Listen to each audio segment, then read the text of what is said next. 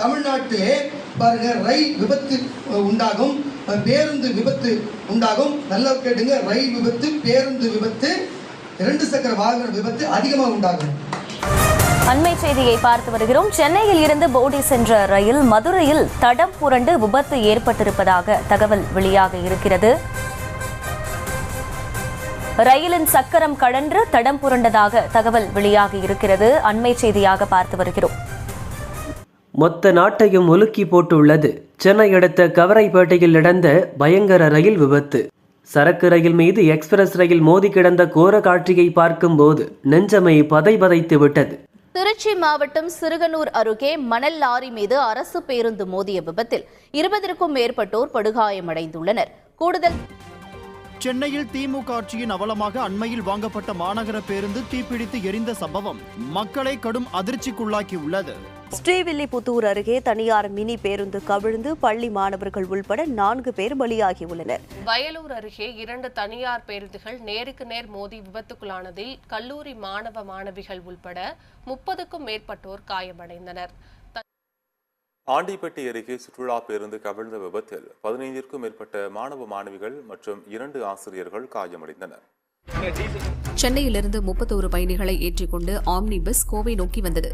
சேலம் சங்ககிரி அருகே கோவை சேலம் தேசிய நெடுஞ்சாலையில் 2 வீலர் குறுக்கே வந்தது. 2 வீலர் மீது மோதாமல் இருக்க bus driver Ashok sudden brake பிடித்து ஓரமாக திருப்பினார். இருந்தும் 2 வீலர் மீது மோதிய பஸ் நிலை குலைந்து தலைக்குப்புற கவிழ்ந்து ரோட்டில் உரசியபடி சென்றது. தாம்பரம் மதுரவாயல் புறவழிச்சாலையில் சென்ற மாநகர பேருந்து சர்வீஸ் சாலையில் கவிழ்ந்து விபத்துக்குள்ளாகி இருக்கிறது. மதுரை மாவட்டம் திருமங்கலம் அருகே நிகழ்ந்த சாலை விபத்தில் குழந்தை உட்பட 2 சம்பவ இடத்திலேயே உயிரிழந்தனர். டி கல்லுப்பட்டி அருகே உள்ள காடநேரி கிராமத்தைச் சேர்ந்த செந்தில் என்பவர் தனது குடும்பத்தாருடன் திருப்பத்தூருக்கு சென்றுவிட்டு மீண்டும் ஊர் திரும்பிக் கொண்டிருந்தார். இவர்களது கார் டி புதுப்பட்டி பாலத்தை கடந்தபோது பாலத்தின் எதிரே வந்து கொண்டிருந்த அரசு நகர பேருந்து கார் மீது நேருக்கு நேர் மோதி விபத்திற்குள்ளானது. விபத்தில் காரில் இருந்த 8 பேரில் 2 வயது பெண் குழந்தை சிவானிகா உள்ளிட்ட 2 உயிரிழந்தனர். 6 பேர் மருத்துவமனையில் சிகிச்சை பெற்று வருகின்றனர். சென்னை போரூர் அருகே அதிவேகமாக வந்த உயர் ரக ரேஸ் பைக் மோதி காவலர் சம்பவ இடத்திலேயே உயிரிழந்திருக்கிறார். போரூர் அருகே இந்த சம்பவம் அரங்கேறி இருக்கிறது.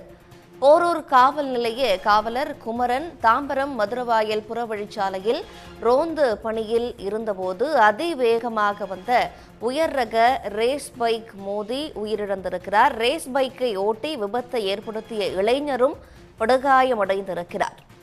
சென்னை பழைய வண்ணாரப்பேட்டையைச் சேர்ந்த புவனேஸ்வர் என்பவர் ஈக்காட்டுத்தாங்கல் பகுதியில் உள்ள தனியார் தொலைக்காட்சியில் பணியாற்றி வந்தார். இன்று இருசக்கர வாகனத்தில் பணிக்கு சென்றபோது அசோக் நகர் அருகே ஆட்டோ மோதியதில் அவரும் ஆட்டோ ஓட்டுநரும் பலத்த காயமடைந்தனர். ராயப்பேட்டை மருத்துவமனையில் இருவரும் சேர்க்கப்பட்ட நிலையில் புவனேஸ்வர் சிகிச்சை பலனின்றி உயிரிழந்தார்.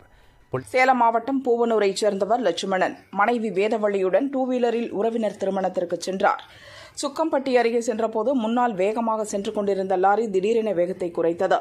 இதனால் லட்சுமணன் ஓட்டிய பைக் 2 பைக்குகள் லாரி மீது மோதியது.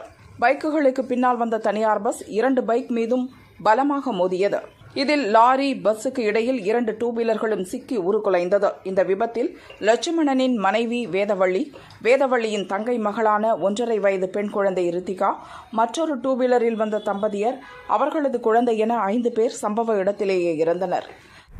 சென்னை OMR சாலை குமரநகர் பகுதியில் பைக்கில் சென்ற இருவர் விதிமுறைகளை மீறி சாலையில் சென்றபோது எதிரே வந்த இந்துஸ்தான் கல்லூரி பேருந்து மோதி விபத்துக்குள்ளானதில் சம்பவ இடத்திலேயே உயிரிழந்தனர். இதுகுறித்த கூடுதல் சேலம் மாவட்டம் மேட்டூரில் சிறுவர்கள் ஓட்டி வந்த இருசக்கர வாகனம் மற்றொரு பைக் மீது மோதிய விபத்தில் 4 பேர் காயமடைந்த நிலையில் விபத்து தொடர்பான CCTV காட்சி வெளியாகியுள்ளது.